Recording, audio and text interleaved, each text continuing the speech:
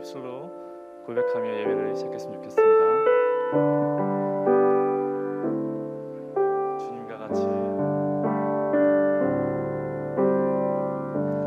주님과 같이 내 마음 만지는 분은 없네. 오랜 세월 찾아 난 알았네. 내게 주밖에 없네. 고백하시겠습니다. 주님과 같이 주님과 같이 내 마음 만지는 그는 없네. 오랜 세월 찾아 난 알았네. 내게 주밖에 없네. 주잡이 한가지 그리고 주 손길 치료하네.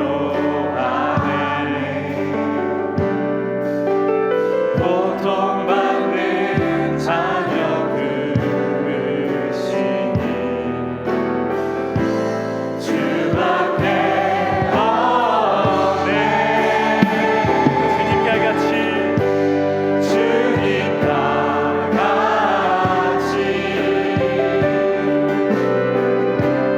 내 마음 만지는 그는 없네.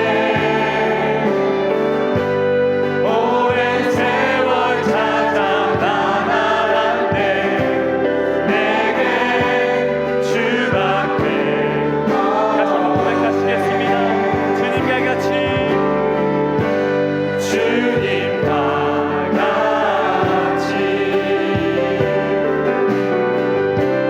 내 마음 만지는 그는 없네. 오랜 세월 찾아 난 알았네. 내게 주밖에 주잡이 강같이 흐르며 주잡이 한가지 주 손길 치료하네. 고통받는 자녀 고통받는 자녀 끝이밖에 없음을 고백하며 주 앞에 선포하며 나아갑니다. 주님과 같이 주님과 같이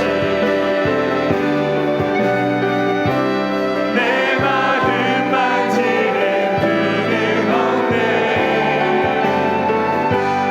오랜 세월 찾아 난 알았네. 내게 우리 마음을 고백하시면서 나아가겠습니다. 주님과 같이 주님과 같이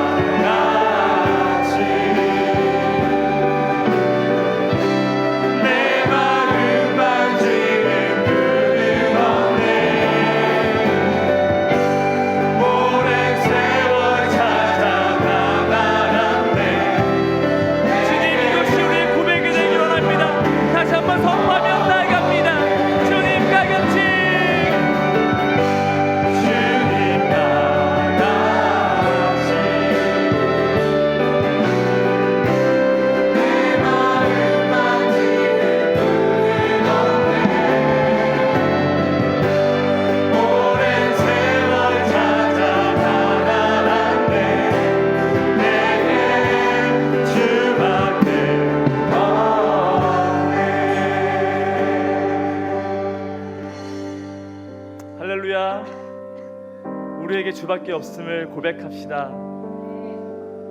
여호와께서 우리에게 이렇게 말씀하십니다. 감사하라. 그의 선하시고 인자하심이 영원하리로다. 아멘. 우리 이 시간 그 하나님을 우리의 입술로 고백하며 신나게 박수치며 나아갔으면 좋겠습니다.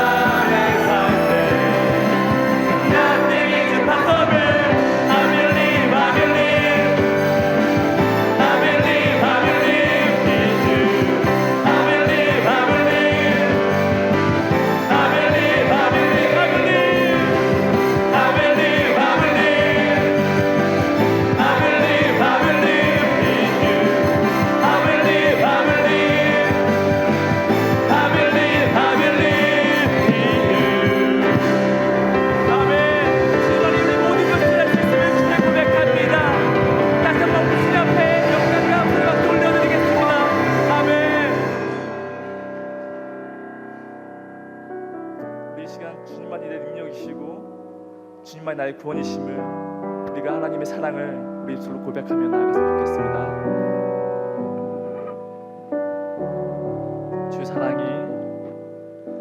주 사랑이 나를 숨쉬게 해.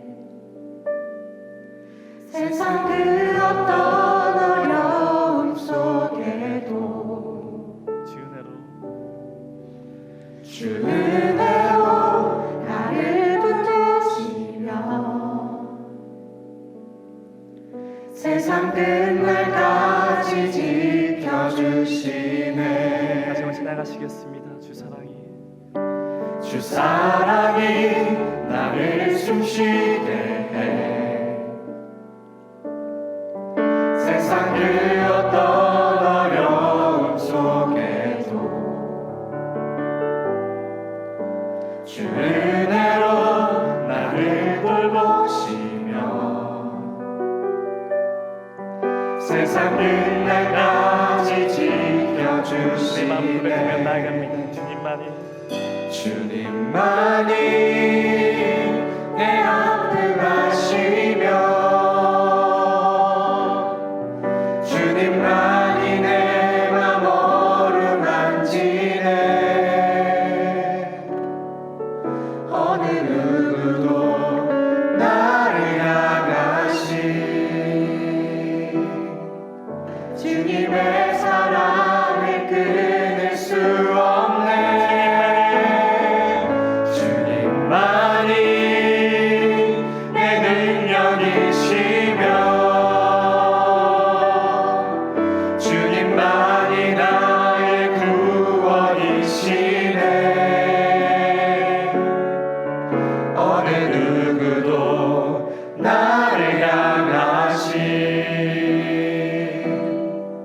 주님의 사랑을 끊을 수 없네.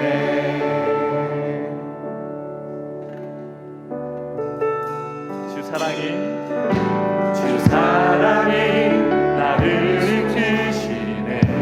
내가 갈 수 없는 그곳으로 내가 갈 수 없는 그곳으로 주의 사랑 나를 붙드시며 주의 사랑 나를 붙드시며 세상 끝날까지 인도하시네. 고백하며 나아갑니다.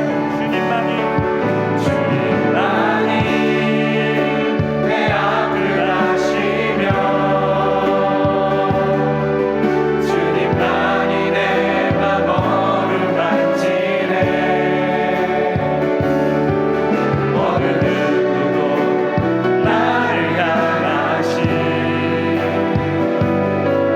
주님의 사랑을 내 목숨을 선포하며 주님만이 내 능력이시며 내 능력이시며 주님만이 나의 구원이시네. 어느 누구도 나를 향하신 주님의 사랑을 다시 한번 주님 고백하며 나아갑니다. 주님만이 내 앞을 가시며 주님만이 내 맘 어루만지네. 어느 누구도 나를 향하신 주님의 사랑을 다시 주님의 내 마음 고백하며 나아갑니다. 주님만이 내 능력이시며 주님만이 나의 구원이시네. 어느 누구도 나를 향하신 주님의 사랑을 끊을 수 없네. 주님만이 내 능력이시며 주님만이 나의 구원이시네. 어느 누구도 나를 향하신 주님의 사랑을 끊을 수 없네. 여러분의 목소리로만 찬양하시겠습니다. 주님만이 내 능력이시며 주님만이 나의 구원이시네. 어느 누구도 나를 향하신 주님의 사랑을 끊을 수 없네. 그렇습니다. 주님만이 나의 능력이시며 주님만이 나의 구원이십니다. 이 시간 주님 앞에 기도할 때에 먼저 허영 목사님 말씀을 선포하실 때에 충만한 은혜가 부어지고 진정한 부흥을 경험케 하는 예배가 되게 하여 주시옵소서. 또한 아버지, 주님, 우리가 주의 보혈 의지하여 세상에 나아갑니다. 우리 삶의 영역 가운데 주의 은혜와 능력으로 살아갈 수 있게 주님 도와주시옵소서. 시간 나같이 주여 한번 외치고 통성으로 기도하며 나아가겠습니다. 주여, 아버지, 구속하신 주님, 사랑의 역사하시는 주님, 우리가 주님 앞에 간절하게 무릎 꿇고 기도하며 나아갑니다. 아버지, 우리 예배를 통하여서 찬양과 말씀 가운데 진정한 부흥을 경험케 하여 주시옵소서. 충만한 은혜로 쌓이는 사랑의 은혜로 나가 축복하여 주시옵소서. 아버지, 우리가 주님만이 고백하며 주님만이 우리의 모든 삶의 은혜가 되심을 고백하며 나아갑니다. 주님, 우리와 함께하여 주시옵소서. 고행된 삶을 살 수 있게 주여 오늘 놓지 않고 주의 사랑으로 모두 주시옵소서. 주여 사랑합니다. 주여 주께 모든 걸 고백하며 나아갑니다. 우리의 기도를 받아 주시옵소서.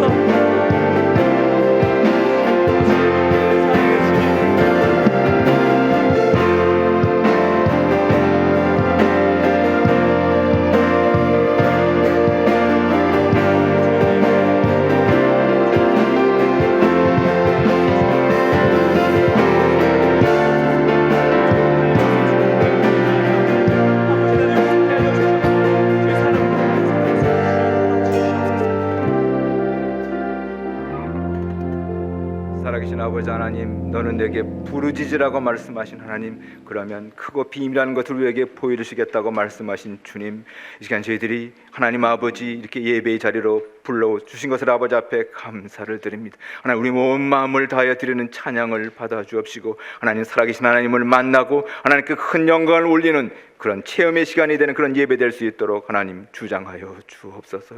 자, 그러신 아버지 하나님, 하나님 아버지여, 주님, 우리 청년들, 하나님 아버지 취업과 결혼 등 어떻게 보면 하나님 가장 평이한 하나님 이런 것조차도 사치스럽게 느껴지는 하나님 그런 세태에 살고 있는 것을 주님 보시옵소서. 자, 그러신 아버지 하나님, 때에 따라서 금수저, 흑수저라든지 헬조선 같은 그런 용어들이 운이 될 때는 하나님 아버지 큰 좌절감이 우리에게 느껴지는 것을 주님 알 수 있사온데, 하나님 이것을 넘어서는 우리 청년들 될 수 있도록 하나님 도와주시옵소서. 자, 그러신 아버지 하나님, 너는 내게 부르짖으라고 말씀하신 주님, 너는 하나님의 선하심을 맛보아할지어다라고 말씀하신 주님, 여호랑 많은 자에게 새 힘을 주시겠다고 말씀하신 하나님, 우리 청년들 그 살아계신 하나님을 체험하는 하나님 아버지, 응답하신 하나님 체험하는 우리 청년들의 신앙이 될 수 있도록 하나님 주장하여 주옵소서. 자, 그러신 아버지 하나님 기도합니다. 하나님 아버지여, 주님, 나도 주님께 큰 영광을 올리는 삶을 살겠다고 다짐하고 주님으로부터 꿈과 비전을 받는 그런 우리 모든 청년들 될 수 있도록 주님 도와주옵소서. 때에 따라 홍해가 있고 때에 따라 장애가 있지만 주님과 더불어 그 홍해를 건너고 험한 산을 넘는 우리 모든 청년들 될 수 있도록 하나님 도와주옵소서. 자, 그러신 아버지 하나님 기도합니다. 말씀이 선포될 것입니다. 하나님 아버지, 119 구조대의 적절한 조치가 하나님 아버지 어려운 가운데 처한 생명을 살리는 것처럼 하나님 아버지 그런 절박한 심정을 가지고 선포되는 말씀이 우리 청년들을 살릴 수 있도록 도와주시고 하나님 우리 청년들이 이끌어낼 수 있도록 주님이 도와주셨길 아버지 앞에 간절히 기도합니다. 자, 그러신 아버지 올려진 찬양들이 하나님께 큰 영광이 될 뿐만 아니고 하나님 아버지 청년들에게 청년들을 소생시키는 찬양이 될 수 있도록 하나님 그 절박함을 주님께서 받아주셨기를 아버지 앞에 간절히 기도하고 원합니다. 자, 그러신 아버지 제일교회 청년을 섬기는 하나님으로 오평태 목사님, 강 목사님, 최 전사님 주님이 기억해 주옵시고 저희들이 사력을 다해서 어려운 가운데 섬기고 있사온데 하나님 그 충성스러운 섬김을 기뻐 받아 주옵시되 하나님 아버지 그 사역이 주님께 기억되시며 하나님 청년회가 더욱 부흥되고 발전될 뿐만 아니고 그 사랑하는 아버지 목사님과 전사님 일생의 사역을 주님이 주장하여 주시고 주님이 축복하여 주옵소서. 여러 청년회 간사들을 위시한 여러 통역자들 주님이 기억해 주시옵시길 기도하고 저들의 섬김이 하나님께 영광될 수 있도록 주님이 주장하여 주옵소서. 살아계신 아버지 하나님 제일교회 사랑하시는 것을 감사를 드립니다. 하나님 아버지 제일교회 이렇게 모범적인 교회를 인하여 주 앞에 감사하오되 하나님 아버지 주님 오실 날의 쉼이 가까우니 때 하나님 아버지 주님께서 이 교회에 주어주신 그 사명을 두려운 가운데 충성스럽게 감당해서 하나님께 영광을 올리는 우리 교회 될 수 있도록 주님이 주장하여 주옵소서. 자, 그러신 아버지 대한민국을 보시옵소서. 정치, 경제, 사회, 문화 모든 면에 있어서 살아계신 하나님의 도우심이 하나님 아버지 안에 있기를 아버지 앞에 간절히 소원하오니 하나님께서 도와주셨기를 아버지 앞에 기도합니다. 자, 그러신 아버지 살아계신 아버지 이 땅의 지도자들을 주님이 기억하여 주옵시고 하나님 그들이 사리 사역을 벗어나서 하나님 아버지 두려움을 가지고 이 나라를 올바로 이끌어갈 수 있도록 주님이 주장하여 주옵소서. 하나님 아버지 IT 혁명과 정보화 시대를 넘어서서 제4차 산업혁명이 하나님 다가온다고들 합니다. 하나님 아버지 제4차 산업혁명을 하나님 아버지 선도할 만한 이 대한민국이 될 수 있도록 정치, 경제, 사회, 문화, 교육, 과학기술 그리고 한국교회 하나님 아버지 소임 잘 감당할 수 있도록 주님이 도와주시옵소서. 자, 그러신 아버지 어느덧 7월의 첫 주가 됐습니다. 하나님 기억하여 주옵시길 기도합니다. 전능하신 아버지 교회는 여름 행사들을 준비합니다. 여름 성경학교, 하기 선교 하나님 아버지여 산상수련 여러 준비하는 것이 있사온데 상투적인 그런 준비가 아닌 하나님 아버지 간절한 기도와 하나님 뜨거운 준비 철저한 준비가 있을 수 있도록 도와주시옵시고 살아계신 하나님을 경험하는 모든 여름 행사 될 수 있도록 주님이 도와주옵시되 크고 작은 사고 없도록 주님이 지켜주시옵소서. 사랑하는 아버지 하나님 이 시간에 하나님 아버지 허요한 목사님이 하나님 아기는 디테일에서 다르다고 하나님 드러난다는 그런 말씀을 읽고 선포할 때 하나님께서 큰 영광이 아버지 우리 모든 성도들에게 아버지 큰 은혜가 될 수 있도록 주님이 도와주시옵시기를 기도하오되 하나님 아버지 깨어있으라고 거듭 말씀하신 주님 우리가 깨어있는 시간 될 수 있도록 하나님 아버지 큰 은혜가 되는 이 시간 될 수 있도록 주장하여 주옵소서. 의탁하고 예수 그리스도의 이름으로 기도했사옵나이다. 아멘.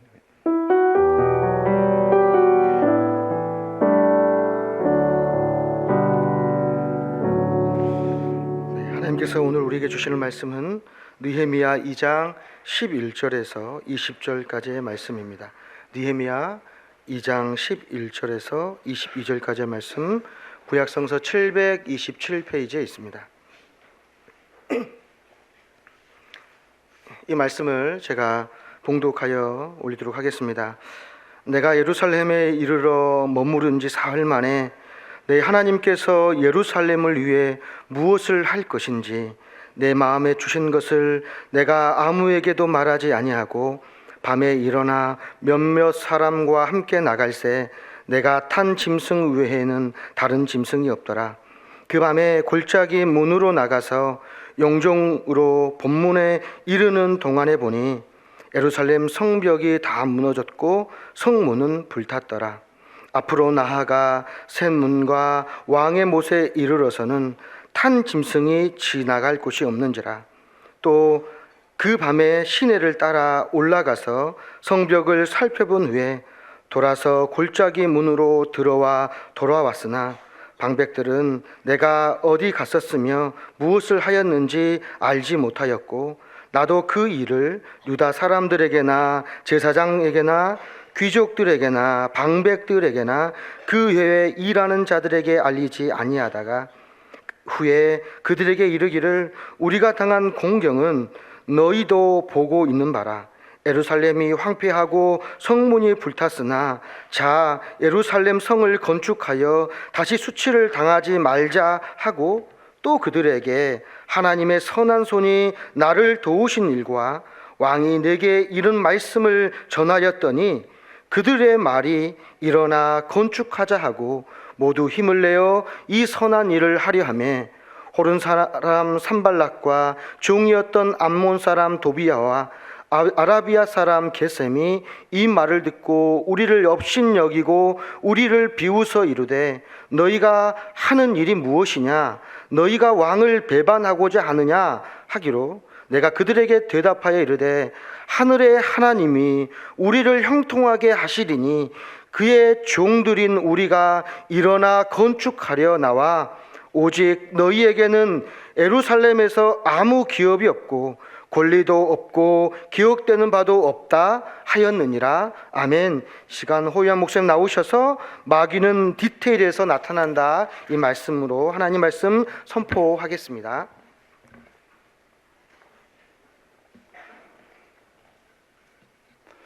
안녕하세요. 잘들 지내셨어요? 우리가 2주 만에 뵙나요? 반갑습니다. 오늘은 7월의 첫 번째 주일입니다. 정확히 1년의 절반이 지나고 새로운 1년이 시작하는 7월의 첫 번째 주일이자 맥주 감사 주일이에요. 맥주 감사 주일이 아니고 맥주 감사 주일.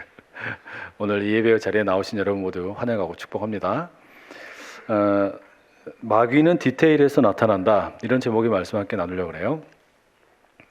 이 느헤미야라는 사람은 상당히 매력적인 인물입니다. 특히 그리스도인들에게는 참 멋진 사람이에요. 왜냐하면 이 사람의 삶의 모습을 보면 가슴이 뛰기 때문에 그래요. 흥분이 됩니다. 느헤미야는 본래 이스라엘 사람입니다. 예루살렘 출신의 사람이죠. 그런데 이 사람이 지금 느헤미야서에 기록되어 있는 모습을 보면 예루살렘이나 이스라엘 어디 사는 것이 아니라 페르시아 제국의 수산궁이라는 곳에 살고 있었습니다. 이게 어떻게 된 일인가 하면 이 느헤미야는 이스라엘이 망하고 정확히는 이 남유다가 이 바벨론이라는 당시 최강대국에 의해서 멸망하고 이 강대국이었던 바벨론이 다시 페르시아에 의해서 멸망당하고 이런 역사의 어떤 격동기를 겪는 시기에 이스라엘 사람들의 망한 이후에 포로로 이제 바벨론에 잡혀가게 되었고 그러면서 이 페르시아의 수산궁이라는 곳에 살게 되었습니다. 근데 이 사람이 하던 일이 뭐였냐면 자신이 섬기는 왕 아닥사스다라는 임금의 술 맡은 관원이었습니다. 술을 맡은 관원이 된다라고 하는 것은 요즘 우리가 생각하는 뭐 그냥 어떤 술을 파는 정도에 지나는 것이 아니라 당시로서는 어찌 보면은 최고위직에 해당하는 인물이었습니다. 술을 누군가에게 맡기고 그 다음에 또 음식을 누군가에게 맡기고 내 음식과 내 술을 책임져라, 이렇게 임명을 하는 건데 이건 신뢰하지 못하면 있을 수 없는 일이죠. 믿지 못하는 사람에게 주지 못합니다. 최근에 시골에서 할머니들끼리 농약 사이다, 농약 막걸리 이런 일들 많이 있었죠. 요즘도 우리가 그런 일들이 이렇게 빈번하게 일어나는데 임금을 누군가가 죽이고 싶으면 어떻게 하면 되겠어요? 그냥 임금이 먹으려고 하는 약에다 독 타면 되는 거예요. 그러니까 이 술을 맡은 관원이라는 것은 임금이 가장 믿을 만한 사람이라는 이야기입니다. 그런데 지금 느헤미야가 다른 나라 출신인데, 다른 민족 출신인데 페르시아라는 대제국의 황제인 아닥사스다의 술 맡은 관원이 되었다. 이것은 포로로 살아가는 인생에 있어서는 어찌 보면 최고의 출세라고 할 수 있습니다. 최고의 출세죠. 그런데 이런 놀라운 출세를 한 느헤미야에게 더 놀라운 건 뭐냐면 이 느헤미야가 이렇게 참 좋은 직업을 얻어가지고 고위직 공무원이 되었는데 자기만을 위해서 살지를 않는 거예요. 나만을 위해서 살지를 않는 거예요. 도리어 이 사람은 혼자 잘 먹고 잘 사는 것이 아니라 우연히 듣게 된 예루살렘의 상태, 그 성벽이 무너지고 성문이 불타버렸다는 이야기를 듣고서 그것을 너무 가슴 아파하면서 그것을 위해서 이제 기도하기 시작을 하는 겁니다. 하나님께서 나에게 이렇게 좋은 직장을 주셨는데, 나에게 이렇게 좋은 일터를 주셨는데 이것은 나만 잘 먹고 잘 살려고 주신 게 아니고 무언가 의미 있는 일을 하라고 여기에 주신 줄로 믿습니다. 그런데 하나님, 내가 어떻게 해야 됩니까? 이런 마음으로 4개월 동안을 울면서 기도하는 겁니다. 무려 4개월 동안 그렇게 기도하면서 하나님, 제가 예루살렘을 위해서 무슨 일을 할 수 있겠습니까? 간절히 기도하는 거예요. 이 느헤미야라는 사람의 이름의 뜻이 여호와의 위로입니다. 하나님의 위로라는 거예요. 그러니까 느헤미야라는 이름이 얼마나 그 사람의 삶의 모습과 성품에 적절한지 몰라요. 그 땅에 살고 있던 많은 사람들, 나라를 잃어버린 이스라엘의 디아스포라들, 그리고 예루살렘의 폐잔병으로 살아가던 사람들, 이 사람들에게 네가 하나님의 위로가 되어라, 그런 말씀을 하나님이 들려주시는 거 아니겠습니까? 바로 그게 느헤미야의 삶이었습니다. 그렇게 열심히 기도한 지 4개월 후에 느헤미야가 임금인 아닥사스다에게 술을 시중 들기 위해서 나간 적이 있습니다. 그때 얼굴에 수심이 가득한 채 자기의 마음을 표현을 하죠. 그리고 아닥사스다가 무슨 일이 있냐 그랬더니 예루살렘의 여차저차해서 제가 성벽을 재건하고 싶습니다, 자기 마음을 표현해요. 그랬더니 아닥사스다 임금이 흔쾌히 허락을 하는 겁니다. 그 허락을 받고 이제 떠난 것이 이 본문의 앞에 나오는 내용들이에요. 그리고 오늘 본문이 이제 시작하는 게 11절이죠. 11절에 이렇게 시작합니다. 내가 예루살렘에 이르러 머무른 지 사흘 만에. 이 10절에서 11절로 한 절만 뛰어넘었는데 이미 성경은 수산궁에서부터 완전히 순간 이동을 해가지고 예루살렘으로 넘어와 버렸어요. 중간에 어떤 여행길을 겪었는지 그런 게 나와 있지는 않습니다. 상당히 급박하게 이 본문이 진행이 되고 있는 겁니다. 느헤미야가 예루살렘에 도착한 지 3일이 지났습니다. 아직 요독이 다 풀리지도 않은 거예요. 그런데 그러고 나서 바로 하나님께서 자기에게 주신 그 마음, 이 비전, 이 예루살렘의 성벽과 또 성문을 새롭게 재건하겠다, 이 마음을 이제 실행에 옮기기 시작을 합니다. 그런데 이것을 실행하는 데 있어서 느헤미야의 태도가 대단히 조심스럽습니다. 상당히 신중하게 접근을 해요.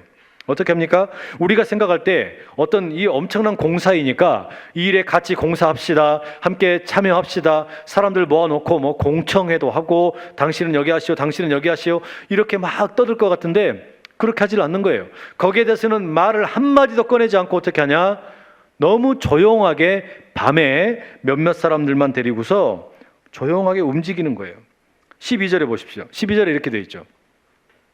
내 하나님께서 예루살렘을 위해 무엇을 할 것인지 내 마음에 주신 것을 내가 아무에게도 말하지 아니하고. 하나님께서 주신 마음이 있는데 이걸 표현을 안 하고 조용히 그대로 자기 마음에 간직한 채 몇몇 사람만 데리고 밤에, 그것도 밤에 성벽의 상태가 어떤지, 성문의 상태가 어떤지 확인하러 떠난 겁니다. 왜 이렇게 조용하게 움직였을까요? 자기 안에 있는 어떤 계획이 있는데 왜 이렇게 조용하게, 어찌 보면 조금 너무 뭐라 그럴까요? 신중하게 움직이는 겁니까? 왜냐하면 열정만으로는 일할 수가 없기 때문입니다. 사람이 열정만 가지고는 일하지 못하기 때문에 이런 신중함으로 일하는 거예요. 사실 지금 여러분 그 누구보다 가장 열정이 많고 다급한 사람이 누굽니까? 느헤미야예요. 느헤미야는 이제 일을 마치고 다시 돌아가야 되는 거거든요. 그러니까 상당히 하루하루가 급합니다. 그리고 자기가 여기까지 오기에 얼마나 많은 시간을 보냈어요? 4개월 동안 힘껏 기도했고 아닥사스다 임금에게 목숨 걸고 나갔고 허락을 받고 이렇게 왔단 말이에요. 그러니 한시도 늦추고 싶지 않고 바로 이야기를 해서 건축을 해야 돼요. 그런데 그러진 않는 거예요. 멈추는 겁니다. 오히려 조용하게 차분하게 준비를 하는 겁니다. 이 성문과 성벽의 상태는 어떤지, 또 백성들의 마음은 어떤지 살피는 거예요. 왜 그럴까요? 섣불리 나섰다가 큰 일을 그르칠 수 있기 때문입니다. 너무 섣불리 했다가 열정만 믿고 나갔다가 커다란 일을 망칠까 봐 조심히 하는 거죠. 그렇게 이제 밤에 나가가지고 예루살렘의 이 성벽과 성문의 상태를 살폈어요. 그런데 이 상태가 자기가 생각했던 것보다 더 심각합니다. 성벽은 뭐 이미 다 무너져 버렸고 성문도 다 불타서 흔적을 찾아보기가 쉽지 않습니다. 심지어 본문에 의하면 이 샘문과 왕의 못을 통과할 때는 자기가 타고 온 짐승을 타고 갈 수도 없을 만큼 길이 없어져 버렸어요. 여러분, 이게 무슨 이야기겠어요? 사람들이 지금 성벽이 무너져서 길이 막혔는데도 이거를 고쳐보겠다라는 노력을 하나도 안 했다는 이야기예요. 아무도 이 길을 지금 내가 새롭게 해보겠다라고 나서는 사람이 없었다는 겁니다. 이렇게 심각하게 망가진 게, 성벽과 성문이 망가진 게 지금 예루살렘의 모습이었습니다. 이 느헤미야에게 만약에 하나님께서 이렇게 주신 부담감, 재건해야 될 대상이 예루살렘의 성벽과 성문이라면 어쩌면 오늘 우리에게도 그런 것이 있지 않겠어요? 오늘 우리에게도 특별히 내게 주시는, 하나님이 주시는 어떤 부담감, 하나님께서 우리에게 맡겨주시는 어떤 재건해야 될 어떤 대상, 이런 게 있지 않겠습니까? 있을 겁니다. 오늘 느헤미야를 함께 나누려는 이유가 그런 이유 때문입니다. 이 느헤미야에 등장하는 예루살렘의 성벽과 성문이 무너지고 불탄 모습이 꼭 우리 한국 교회가 어려움을 겪고 있는 것을 보여주고 있는 것처럼 보이기 때문입니다. 여러분, 성벽과 성문이 무너지게 되면 도시가 도시의 기능을 못하게 되죠. 도시 방어 기능을 못하는 겁니다. 마찬가지로 교회가 성벽이 무너지고 성문이 무너지면 교회를 통해서 보호받아야 할 하나님의 백성들이 보호받지를 못해요. 교회가 무너지게 되면 세상이 그야말로 멋대로 마음껏 살아가게 된다는 겁니다. 그런데 지금 한국 교회의 모습이 마치 그렇게 성벽이 무너지고 성문이 불탄 것처럼 너무나 안타깝다라는 말입니다. 실제로 맡겨주신 이 세상에 대해서 소금과 빛이 되기보다는 오히려 손가락질을 당하면서 안타까운 일들이 참 많습니다. 교회 안이나 바깥에서 안 좋은 뉴스들이 너무 많아요. 좋은 소식보다 부정적인 소식들을 우리가 참 많이 듣게 됩니다. 이게 현실이에요. 그러다 보니까 어때요? 사람들이 교회를 바라보는 시선이 예전과 달라졌어요. 이제는 거침없이 하이킥이 아니라 막 가. 거침없이 막 가. 교회가 동네 북이에요. 너무너무 많이 이렇게 사람들에게 비난을 많이 당합니다. 욕을 먹습니다. 어떤 이들은 그래서 더 이상 교회는 희망이 아니라고 말하고, 더 이상 교회가 하나님의 이름 더럽히지 말고 하나님의 영광을 더럽히지 말고 없어져야 한다라고 말하는 분도 있습니다. 그런데 여러분, 이 젊은 날에 여러분이 지금 이 자리에 앉아 있다라는 게 무슨 의미예요? 여러분이 지금 할 수 있는 일들이 너무너무 많은데, 가능성들이 너무너무 많지 않아요? 중앙동에 나가 영화도 봐야 되고 뭐 할 일 많잖아요. 데이트도 해야 되고 썸도 타야 되고 뭘만 할 일이 많습니까? 그런데 이 자리에 지금 이 시간에 나와가지고 여기 앉아 있는 게 무슨 의미입니까? 교회에 여전히 희망이 있다는 걸 믿기 때문 아니겠어요? 교회에 여전히 하나님의 소망이 있다는 걸 믿기 때문 아니겠냐 이 말이에요. 우리가 이렇게 교회가 만약에 어려워지고 교회가 만약에 이렇게 문제투성이라 그래서 떠나야 된다 그러면 여기 있으면 안 되잖아요. 그런데 우리가 이 자리에 지금 앉아서 예배를 드린다는 것은 우리에게 한 가지 변치 않는 믿음이 있는 겁니다. 그게 뭡니까? 우리가 설령 실수하고 넘어지고 아파도 이 교회를 세우신 것은 우리가 아니고 하나님이시라는 겁니다. 이 교회는 우리가 세운 게 아니고 하나님이 세우셨다. 그런데 그 하나님이 위대하신 분이기 때문에 이 교회도 겉모습으로는 또는 사람들의 행태 때문에 망가진 것처럼 보일지 모르지만 교회는 위대하다. 교회는 소망이 있다. 교회는 여전히 세상의 소망이라고 우리가 그 믿음을 가져야 할 줄로 믿습니다. 여러분, 요즘에 대학가에 가가지고 교회 다니는 사람 찾아보기 정말 어렵죠. 교회에 한때는 정말 많은 선교단체들이 있었거든요. 그런데 지금은 찾아볼 수가 없어요. 대부분 다 문 닫았어요. 명맥을 이어가는 단체가 몇 개 안 됩니다. 왜 이런 일이 이렇게 벌어지게 됩니까? 많은 사람들이 교회에 실망하고 떠나버렸어요. 그러니까 자연스럽게 청년들이 교회를 안 와요. 그런데 우리가 지금 이 자리에 교회에 나와 있는 여러분은 뭡니까 그럼? 다 천연 기념물이지. 찾아보기 힘든 천연 기념물들이에요. 그런데 바로 그런 여러분들이 뭘 믿어야 되는 거냐면, 여기에 지금 나와서 내가 무슨 취미 활동하러 나온 게 아니고 교회가 여전히 세상의 소망이라는 것을 믿는 것이 필요하다는 것이 꼭 있어야 될 믿음이라는 말이죠. 여러분에게 그 믿음이 가득하기를 축복합니다.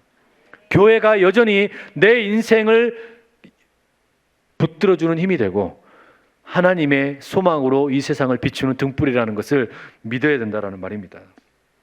그러면 무슨 일이 생기냐?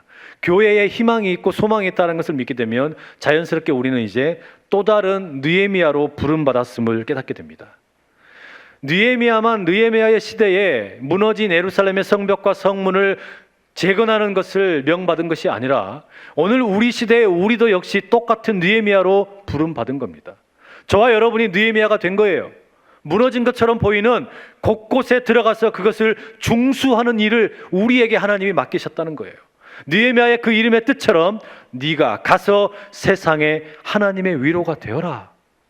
우리를 그렇게 부르신 겁니다. 네가 가서 세상에 하나님의 위로를 전하는 자가 되어라. 그게 하나님이 우리에게 원하시는 거라는 말이죠. 그러니 여러분, 우리에게 지금 필요한 게 뭐겠습니까? 하나님께서 과연 우리를 어떻게 사용하실 것인가, 거기에 대한 믿음이 있어야 할 것입니다. 여러분, 느헤미야에게 예루살렘의 성벽과 성문이 기도 제목이었고 재건해야 될 대상이었다면 우리에게는 지금 한국 교회나 한국 사회가 아마 그런 대상일 겁니다. 그런데 아무리 봐도 우리 교회 안산제일교회가 하나님의 사랑을 참 많이 받는 교회인 것 같아요. 하나님이 참 많이 사랑하는 교회인 것 같아요. 왜냐하면 여러분들이 이렇게 많이 있으니까. 그러니까 하나님께서 많이 사랑하는 교회죠. 그런데 이 교회를 향해서 하나님께서 많은 계획을 가지고 계시지만 이 시점에, 지금 이 시점에 하나님께서 특별히 원하시는 게 뭘까라고 질문해 보면 두 가지를 떠올리게 됩니다. 하나는 리더십입니다. 우리 교회는 대형 교회죠. 그런데 한국의 수많은 대형 교회들이 리더십을 교체하면서 무너졌어요. 많은 어려움을 만났어요. 그런데 우리 교회가 이렇게 리더십에 이제 이양을 하고 주고받는 이런 시기를 만나게 되면서 자연스럽게 우리가 원하든 원치 않든 많은 사람들이 주목을 합니다. 어디 너희들은 얼마나 잘하나 보자. 조금은 시샘을 가지고 조금은 안 입고 온 눈빛으로 쳐다보기도 합니다. 얼마나 잘하는지 보자. 이게 우리에게 사명입니다. 근데 이게 전부가 아니죠. 우리 교회에게 허락되는 또 하나의 사명이 있다면 그거는 지금처럼 어려운 시대에도 청년들이 부흥할 수 있다. 이거를 보여주는 것, 그게 우리의 사명인 줄로 믿습니다. 이처럼 어려운 시대, 청년들이 교회에 나오기 어렵고 믿음을 가지고 살기가 어려운 이 시대에도 여전히 청년들이 부흥할 수 있고 청년들이 함께 모여서 예배하며 성장하는 그런 은혜를 우리가 나눌 수 있다는 그 모델을 보여주는 게 우리에게 주어진 또 하나의 사명이라는 거예요. 여러분, 그렇기 때문에 오늘 우리가 맥주 감사절을 보내는데 지난 1월부터 6월까지 6개월 동안 보낸 그 기간 동안 지켜주신 하나님께 우리가 감사를 담아 맥주 감사 예물을 드리고 그렇게 예배를 드리는데 다른 것이 요즘에 정말 감사한 게 아니에요. 진짜 감사한 게 뭐냐? 하나님께서 건강한 교회를 주신 게 그렇게 감사한 겁니다. 내게 건강한 교회를 주셨다는 게 그렇게 감사한 거예요. 교회가 한번 깨어지게 되면 이 마음이 갈라져요. 신앙의 회복이 안 되는 경우가 너무 많아요. 제가 이민교회를 경험하면서 이걸 너무너무 많이 봤어요. 이민교회는 갈라지는 게 전문교회입니다. 세워졌다가 마음에 안 들면 토라져가지고 갈라져 나가요. 또 거기서 마음에 안 든다고 토라져서 또 갈라져 나가요. 이거를 1세대 이민들로부터 그걸 경험한 1.5세, 2세들이 그 뒤에 교회를 안 갑니다. 왜냐하면 어린 시절에 교회가 갈라지는 걸 너무 많이 봤기 때문에 마음의 상처가 너무 많은 거예요. 그런데 여러분, 지금 우리에게 건강한 교회가 있다는 거, 하나님께서 얼마든지 마음껏 예배할 수 있는 교회를 주셨다는 거, 이게 가장 커다란 감사의 제목인 줄로 믿습니다. 또 하나 뭐가 있는 줄 아세요? 또 하나 우리가 이 맥주 감사절을 보내면서 감사할 게 있다면 소중한 믿음의 이웃들이 있다는 게 감사해요. 이게 정말 커다란 감사입니다. 어디 가서 여러분 마음 터놓고 여러분의 신앙의 문제와 앞으로의 진로에 대해서 세상적인 기준이 아니라 하나님의 기준으로 대화할 곳이 어디 있습니까? 내 옆에 믿음을 가지고서 살아야 된다라고 이야기해 줄 수 있는 그런 사람들이 있다는 거, 이게 감사의 제목인 줄로 믿습니다. 그러니 여러분, 우리가 이것을 정말 소중하게 생각해야 됩니다. 그리고 이제 6개월을 보내고 남은 6개월을 보내면서 이 기간을 보내면서 제가 여러분들에게 부탁을 드리고 싶은 게 있어요. 기도를 부탁드리고 싶어요. 앞서 말씀드린 것처럼 우리에게 주어진 사명이 리더십과 한국 교회의 부흥이 여전히 가능하다라는 것을 보여줘야 된다면 이걸 우리가 기도해야 되지 않겠습니까? 이게 기도 제목이에요. 리더십을 위해서 여러분 기도해 주십시오. 교회의 리더십을 위해서 기도해 줘야 될 필요성은 무엇이냐? 이 교회에서의 리더십은 세상의 리더십과 다르기 때문입니다. 왜 그렇습니까? 세상에서는 리더십이라는 것이 쓸모 없으면 갈아치우는 게 리더십이에요. 자동차를 운전하다가 바퀴가 다 닳았어요. 그러면 못 쓰는 타이어 빼버리고 새로운 타이어 끼면 됩니다. 그냥 달려가는 거예요. 배터리가 다 됐어요. 옛날 배터리 빼버리고 새 배터리 집어넣어서 달려가면 됩니다. 리더십을 그렇게 생각을 해요. 그러나 교회는 그렇지가 않죠. 교회는 가족이에요. 여러분, 집에서 가족의 아버지가 늙고 병들었다고 이제는 갈아치우고 내가 대빵하면 됩니까? 그러지 않죠. 그게 아니에요. 교회의 리더십은 그렇게 되는 게 아니라는 말이에요. 무슨 이야기입니까? 우리가 세상에 보여줘야 될 리더십은, 한국에 있는 교회들에게 보여줘야 되는 리더십은 어떤 거냐면, 시니어 그룹이나 젊은 청장년 그룹이 함께 공존하면서 성장하는 그런 리더십을 보여줘야 되는 겁니다. 예수님의, 주님의 통치 아래 이 건강한 리더십이 함께 서가는 것을 보여줘야 되는 거예요. 이걸 많이 실패하고 있기 때문에 그래요. 여러분, 이걸 위해서 기도해 주셔야 돼요. 또 하나 여러분이 기도해야 될 게 있습니다. 교회의 비전을 위해서 기도해 주셔야 됩니다. 이 교회의 비전을 위해서 기도해 주셔야 돼요. 제가 교회 청빙이 결정이 되고 나니까 주변에 있는 사람들이 저에게 찾아와서 축하한다라는 이야기를 하면서 동시에 뭐라 그러냐면 얼마나 염려를 많이 했는지 몰라요. 너 그렇게 젊어갖고 어떡할래? 너 그 젊은 사람이고 가서 어떡할래? 그 교회 어떻게 할래? 너 아마 피 말려 죽을 거야. 또 그 성전 건축 그거 봉헌 어떻게 할래? 뭐 이런 이야기를 하면서 저에게 부담을 막 이렇게 올려주더라고요. 저는 요만큼도 부담이 없는데, 아무런 부담을 느끼지 않는데 사람들이 자꾸 막 이렇게 부담을 가져라고, 부담 가져라고 이렇게 하는 거예요. 저는 지금도 요만큼도 성전을 뭐 봉헌 어떻게 할 것인지에 대해서 부담 하나도 없어요. 성전을 봉헌을 왜 이걸 부담을 갖지 않느냐? 이유는 간단합니다. 이 성전은 하나님의 집이라면 하나님께서 알아서 봉헌하도록 인도하시겠죠. 이게 우리의 욕심으로 지은 게 아니고 우리의 뜻으로 지은 게 아니고 하나님의 계획과 하나님의 뜻으로 지어진 건물이라면 하나님께서 알아서 이거 봉헌하도록 하지 않으시겠습니까? 저에겐 그 믿음이 있어요. 그런데 저에게 정작 기도 제목이 있다, 그리고 염려가 있다, 걱정이 있다. 그게 뭔지 아십니까? 이 성전, 이 건물, 여러분 이 성전이나 건물은 성전을 지은 것 자체가 목적이 아니잖아요. 이거 지은 게 우리가 목적이 되면 곤란해집니다. 이거는 그릇입니다. 이것은 우리의 축복을 담기 위한 그릇이에요. 그러면 여러분, 이 그릇에 우리가 어떤 가치를 담을 것이냐, 내가 이 그릇에다가 어떤 비전을 담을 것이냐, 이 그릇에다가 정말 가치 있는 일 무엇을 담을 수 있을 것이냐, 이게 저에게 걱정거리예요. 이게 기도 제목이라는 말이에요. 그게 비전 아닙니까? 여러분, 예수님께서 우리를 뭐라고 부르셨어요? 사도 바울이 우리를 뭐라고 불렀습니까? 너희 몸이 거룩한 성전이다. 너희 몸이 거룩한 성전이다. 그러면 여러분, 우리 몸이 하나님께서 사용하시기 원하는 그릇이라는 이야기예요. 이 그릇에 도대체 어떤 비전을 담을 거냐, 어떤 꿈을 담을 거냐, 어떤 열매를 담을 거냐, 이게 여러분 우리의 기도 제목이라는 거예요. 이게 우리의 가장 간절한 기도의 제목이 되고 우리가 연구해야 될 거라는 말입니다. 저는 그게 걱정이 돼요. 우리 청년들의 삶에 그 성전된 자신의 몸을 어떻게 아름다운 하나님께 올려드리는 그릇이 되게 할 건가, 그 그릇 위에 우리 청년들이 어떤 비전을 담을 건가, 이게 염려가 되는 거고, 우리 교회 이 커다란 이 성전을 어떤 그릇을 담을 수 있을까, 이 그릇에다가 무엇을 담을 수 있을까, 이게 기도 제목이라는 거예요. 여러분, 그러니 이 비전이 선명해지고 뚜렷해지고 많은 성도분들이 함께 동참할 만한 가치가 있다라고 느껴지면 어떻게 돼요? 헌신하지 않겠습니까? 청년들이 우리 청년부가 사역을 하는데 이 그릇에 담을 비전이 선명하다, 분명하다, 이게 정말 의미가 있다, 가치가 있다, 그러면 거기에 헌신하지 않겠냐 이 말이에요. 그게 중요한 겁니다. 그걸 찾는 게 이제 우리가 6개월 동안 해야 될 일이라고 제가 생각을 하는 거예요.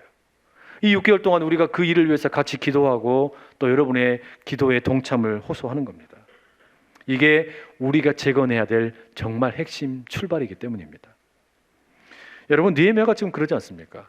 자기의 비전을 백성들에게 보여주지 않고 조용히 밤에 나가서 이 성벽의 상태를 살피고 성문에 불타버린 걸 살피고 돌아왔어요. 그리고 난 다음에 이제 어느 정도 시간이 지난 다음에 비로소 백성들에게 이야기를 하는 겁니다. 18절, 17절 이렇게 이야기하죠. 후에 그들에게 이르기를 우리가 당한 곤경은 너희도 보고 있는 바라.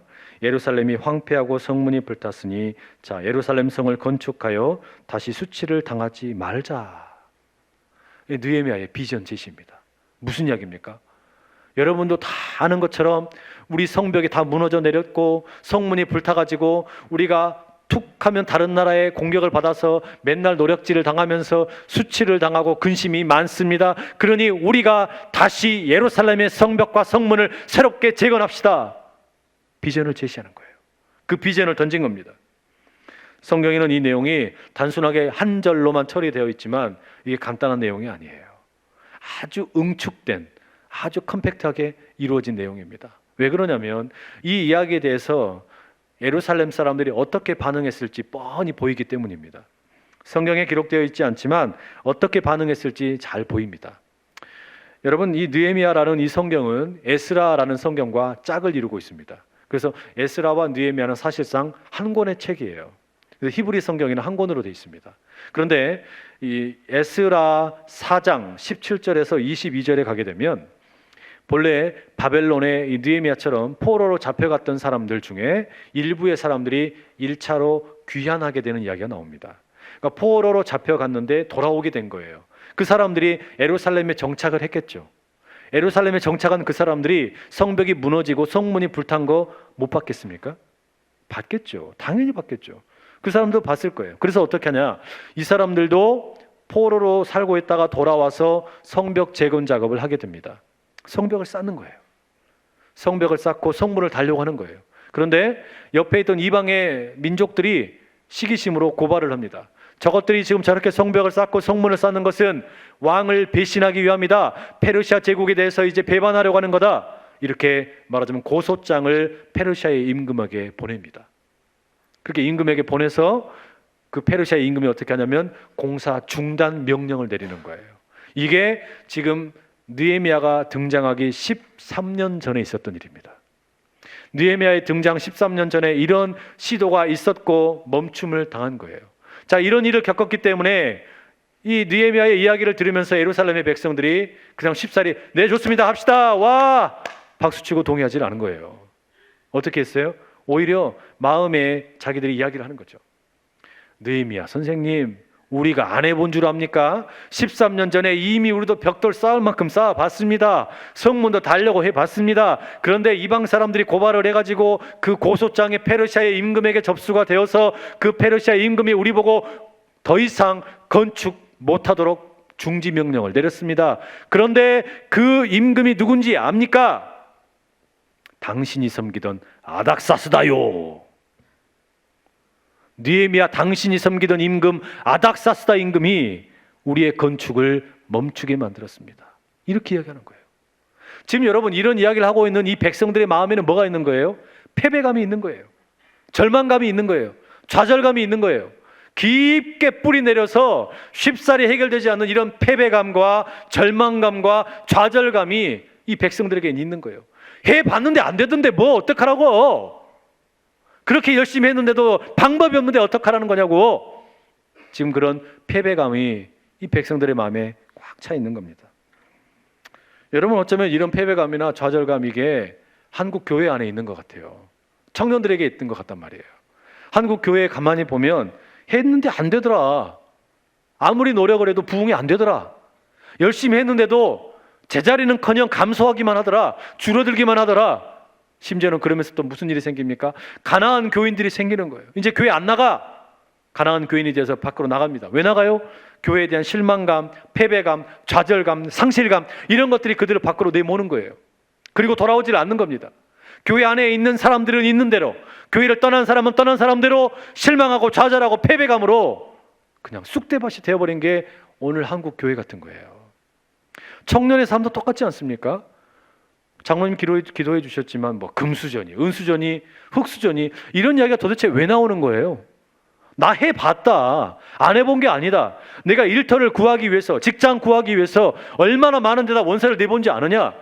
영어 점수 따려고 해보고 뭐 취업에 스펙 도움이 될 만한 거 했는데 그래도 안 되는 걸 어떡하냐?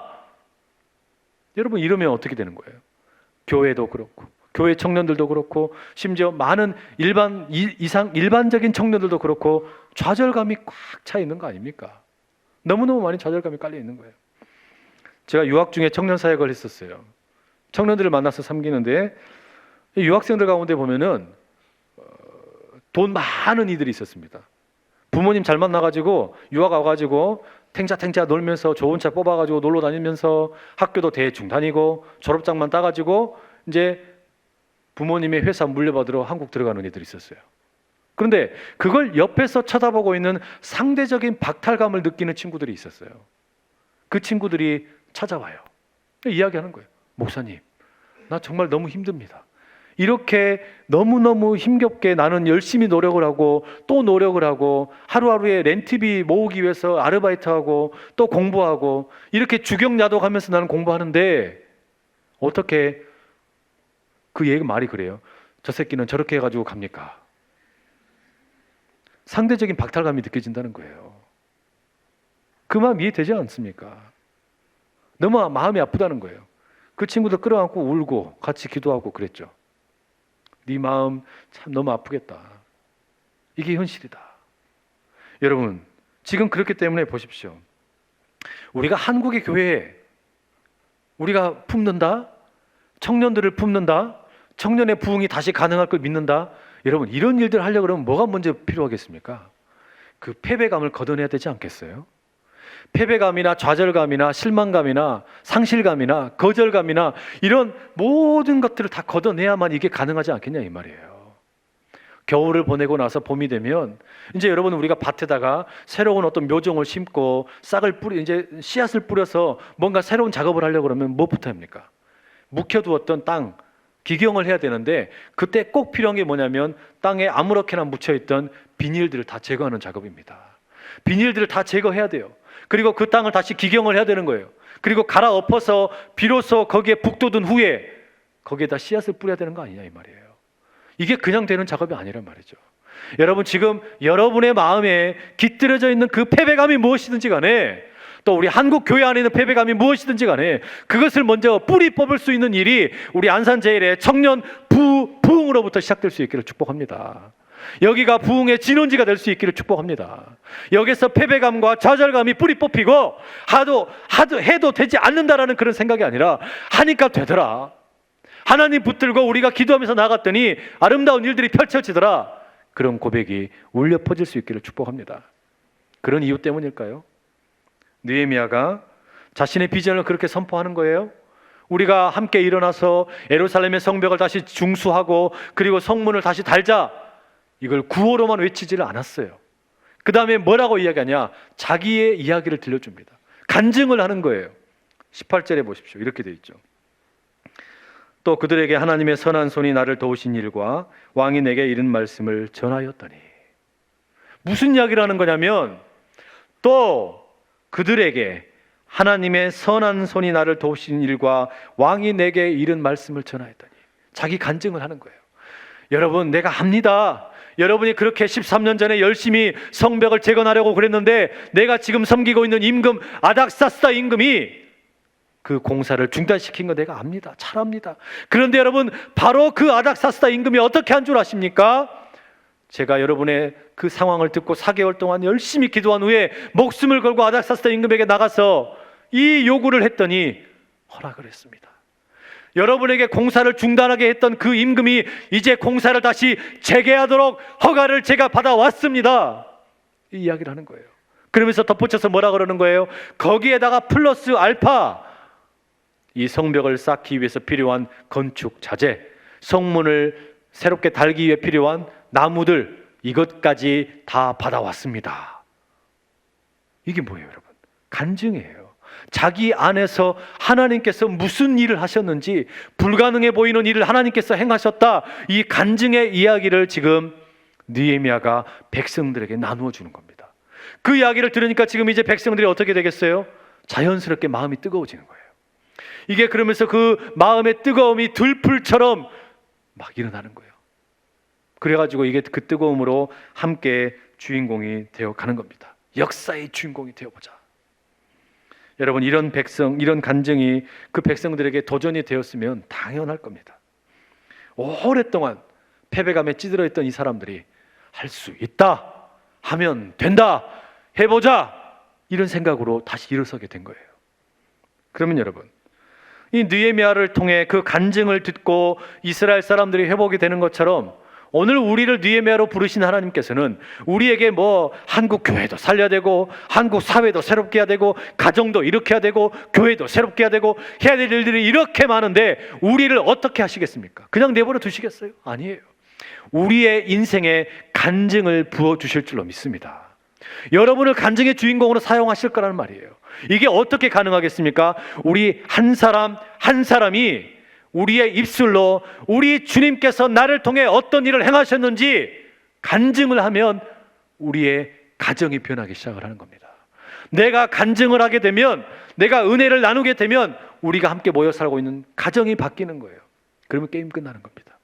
그리고 그 가정 안에 그 파급 효과로 인하여 예수님의 놀라운 은혜가 더 많이 간증이 되면 가정들이 함께 모이는 이제 구역이 바뀌는 거예요.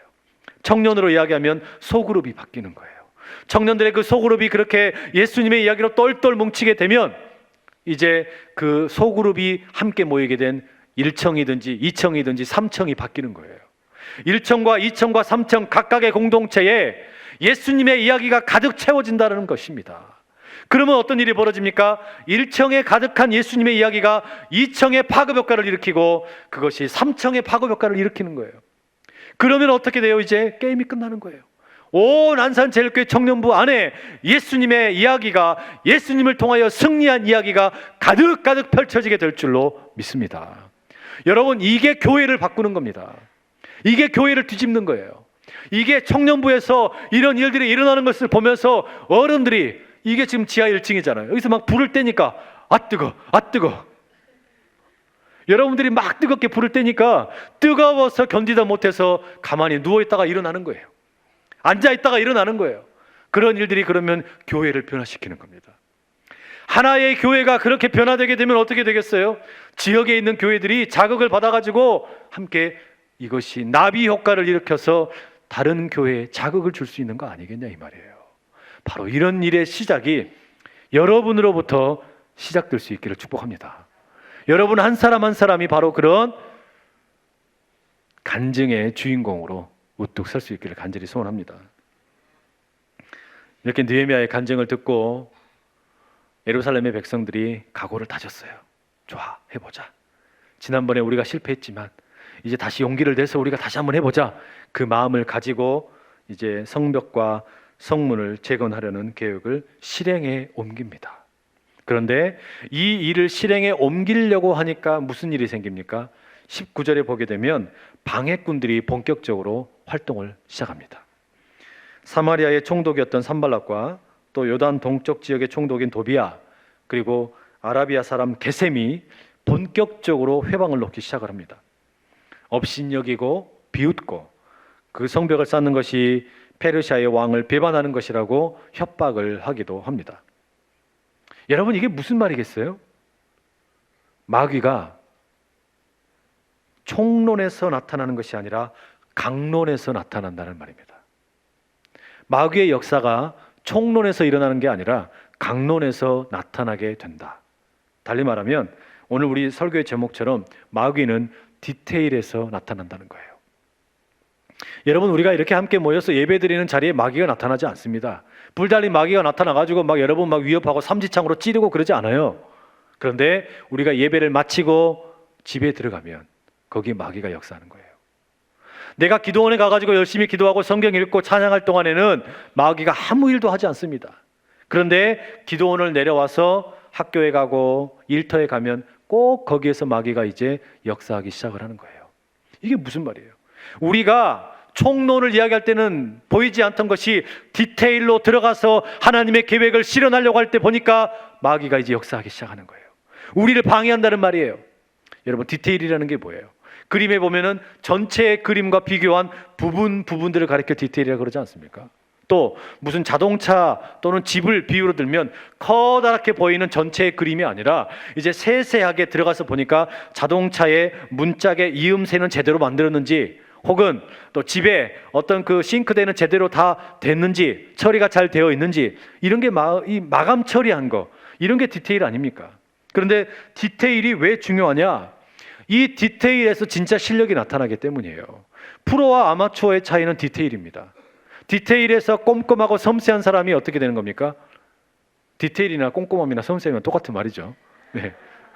그러니까 그걸 잘하는 사람이 뭐예요? 그게 프로예요. 영적인 차원도 똑같은 겁니다. 영적인 차원에서도 구호만 외치고 실행이 없는 사람은 디테일이 없는 거예요. 그런데 우리의 삶에 하나님께서 주신 계획, 하나님이 내게 주신 비전, 그거를 디테일이 있다라는 건 뭐냐? 내 삶의 구석구석에서 그것을 살아내는 겁니다. 그걸 실천하는 거예요. 근데 이게 왜 중요하냐? 디테일에 꼭 마귀가 나타나기 때문이에요. 이 디테일의 현장에서 마귀를 이기는 일이 여러분에게 있기를 축복합니다. 제가 올해 1월 28일 날 그 내셔널 퍼블릭 라디오라고 미국의 NPR이라는 언론사가 있습니다. 여기 홈페이지에서 아주 그 인상 깊은 기사를 하나 읽었어요. 이 기사가 어떤 기사였냐면 그 2016년 1월 28일로부터 정확히 30년 전인 1986년 1월 28일 날 그 미국의 항공우주국인 나사에서 스페이스 셔틀인 챌린저호를 발사한 일이 있었죠. 그런데 이 챌린저호를 발사를 하자마자 73초 만에 공중에서 폭발돼 버립니다. 그리고 7명의 비행사가 다 그 자리에서 숨지고 당시의 금전적인 손해가 당시의 가치로 약 4,865억이었어요. 이렇게 엄청난 사고가 있었던 것을 돌이키면서 30년 뒤에 기사를 쓰는 겁니다. 이때 인터뷰한 사람이 누구였냐면 엔지니어 한 사람과 이야기를 나누는 거였어요. 근데 여러분, 이렇게 커다란 재앙, 이 말도 되지 않는 이 사고가 어떻게 일어난 줄 아세요? 기가 막히게 고무링 하나 때문이었습니다. 고무링 하나. 이 고무링 하나의 그 결함 때문에, 그 작은 밸브에 들어가는 고무링이 결함이 있어서 이 큰 사고가 일어난 거예요. 여러분, 그 고무링이라는 게 밀폐되도록 막아주는 거 있지 않습니까? 이 그릇 같은 데 보면은 뭐 따뜻하게 해주는 그 처리해 놓은 그 고무링 있죠. 그런 것 같은 거예요. 근데 이게 상온에서는 고무링이 아무 문제가 없는데 날씨가 추워지면서 어떤 일이 생긴 거냐면 고무링의 고무가 경화되면서 본래 이 작은 밸브가 무엇과 연결되어 있냐면 연료통과 연결되어 있었는데 연료가 새어 나와 가지고 공중에서 폭발해 버린 겁니다. 근데 문제는 이 고무링이 문제가 될 것이다라고 지적을 하던 엔지니어들이 여러 명 있었어요. 한 4명 정도가 이것을 문제 있습니다. 날씨가 지금 갑자기 너무 추워졌기 때문에 이게 이상 현상이 일어날 수 있으니까 조금 뒤에 합시다 제안을 했거든요. 근데 묵살당했어요. 그리고 결국 강행했다가 이 커다란 사고가 난 겁니다. 무슨 이야기예요? 디테일을 마귀에게 뺏겨버리면 이런 사고가 나타나는 겁니다. 우리 세월호니 무슨 대구 지하철이니 성수대교니 무슨 삼풍백화점이니 우리나라에 수없이 많은 이런 사고들의 그 밑바닥에 뭐가 있어요? 대충대충 있는 거 아닙니까? 대충대충. 디테일이 없는 거예요. 그러다 보니까 너무 많은 사고들이 일어나요. 여러분, 우리가 영적인 차원에서도 이 디테일을 뺏겨버리면 절대 큰 일을 할 수가 없어요. 하나님께서 나를 하나님의 거룩한 성전으로 부르셨고 사용하기 원하시는데 내가 제대로 쓰임 받으려고 그러면 뭐가 필요합니까? 디테일의 자리에서 마귀를 이기는 일이 필요한 겁니다. 그 일이 여러분에게 반드시 임할 수 있기를 축복합니다. 여러분, 그런데 한번 보십시오. 이 안산 제일교회 청년부, 우리 청년부가 성벽을 쌓는다. 그러면 이 성벽을 쌓을 때 벽돌을 하나 올려가면서 쌓을 거예요. 그런데 이 벽돌 한 장 한 장이 뭡니까? 디테일이에요. 그런데 이 벽돌이 뭐예요? 바로 여러분 한 사람 한 사람입니다. 여러분 한 사람 한 사람이 그 벽돌 한 장 한 장이라는 거예요.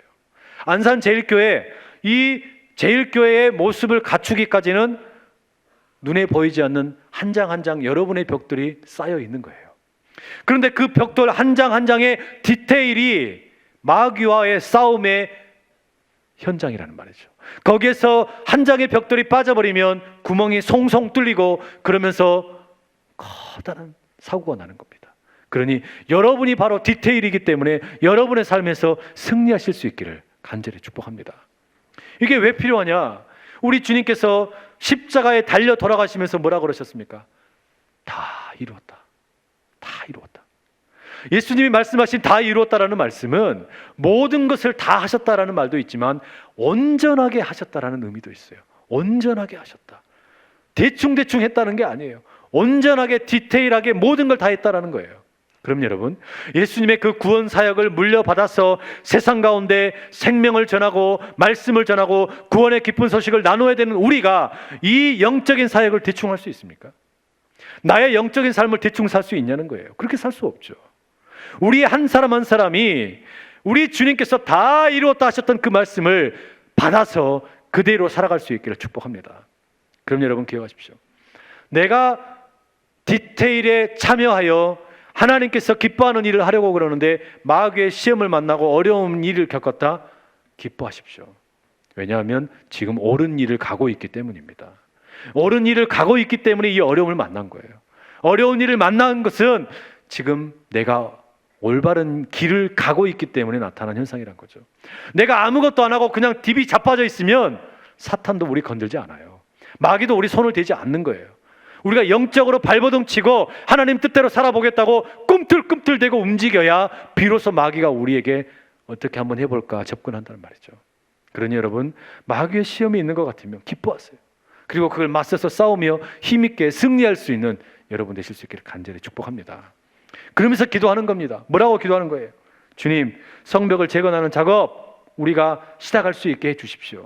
그리고 우리와 우리 가정이나 우리 교회나 또 우리가 파송한 선교사님들, 우리의 일터, 우리 모든 삶의 지경에서 그 디테일을 이겨내고 하나하나 마귀와의 싸움으로부터 승리하여 나가는 우리가 되게 하여 주십시오. 그런 믿음의 결단이 우리 가운데 가득하기를 축복합니다. 여러분, 참 힘들죠. 너무너무 힘든 시간을 보내고 있지 않습니까? 청년의 삶을 산다는 게 보통 일이 아닙니다. 옛날에는 열심히 하면은 뭐라도 성과가 나왔고 미래가 보였는데 더 이상 미래가 투명하지 않고 불투명하고 보이지 않는 현실, 너무나 두렵죠. 그러나 우리가 기억할 것은 그럼에도 불구하고 우리 주님께서 함께 하시면 느헤미야가 간증을 하고 한 사람의 간증이 또 다른 사람에게 역사를 일으키는 주춧돌이, 디딤돌이 되었던 것처럼 우리의 삶을 하나님께서 그렇게 사용하여 주실 것입니다. 우리 그런 마음으로 이 시간 한번 같이 기도하십시다. 주님, 우리 사용하여 주십시오. 내 젊은 날에 영적인 디테일의 전쟁에서 이기게 하여 주시고 마귀를 이기고 승리하는 삶을 살게 하여 주십시오. 하나님께서 기뻐하는 일을 위해서 내 삶을 드리고 온전히 달려가는 그런 삶을 살게 해 주십시오. 우리 안산제일교회 청년부가 이 한국 땅에 있는 다른 교회에 청년의 부흥의 모범을 보여주고 모델이 될 수 있도록 우리에게 그런 비전을 보여주십시오. 그런 마음을 우리에게 허락하여 주셔서 아름답게 승리하는 우리가 되게 하여 주십시오. 우리 그런 마음으로 이 시간에 주여 힘있게 세 번 외치고 다 함께 기도하며 나가겠습니다. 주여, 주여, 주여.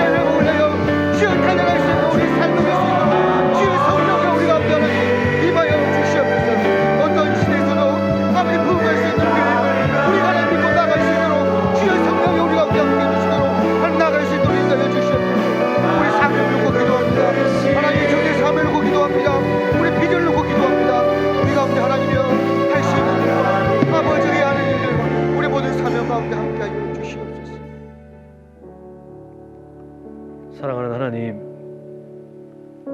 오늘을 살아가는 청년의 삶이 너무 많이 버겁고 힘겹습니다. 그러나 주님, 우리를 부르셔서 너만의 인생이 아니다, 너는 이 세상의 희망이다, 소망이다, 너는 느헤미야다, 너는 나의 위로다, 너는 세상을 향하여 하나님의 위로를 전할 사람이라고 부르셨는데, 주여, 우리가 마땅히 재건해야 될 성벽과 성문이 어디에 있습니까?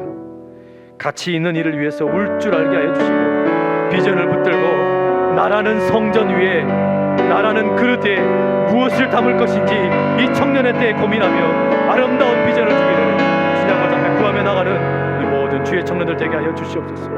아버지, 그리하여 디테일의 자리에서, 구체적인 삶의 자리에서 마귀에게 치지 아니하고 힘있게 승리하며 나가는 우리 귀한 안산제일의 모든 청년들 되게 하여 주시고, 청년의 부흥을 잃어버린 이 시대 가운데 안산제일교회 청년부의 부흥을 통하여 한국교회 여전히 희망이 있다라고 말할 수 있는 복된 귀한 청년부 되게 하여 주시옵소서. 감사드리고 예수님 귀하신 이름으로 간절히 기도드립니다. 아멘.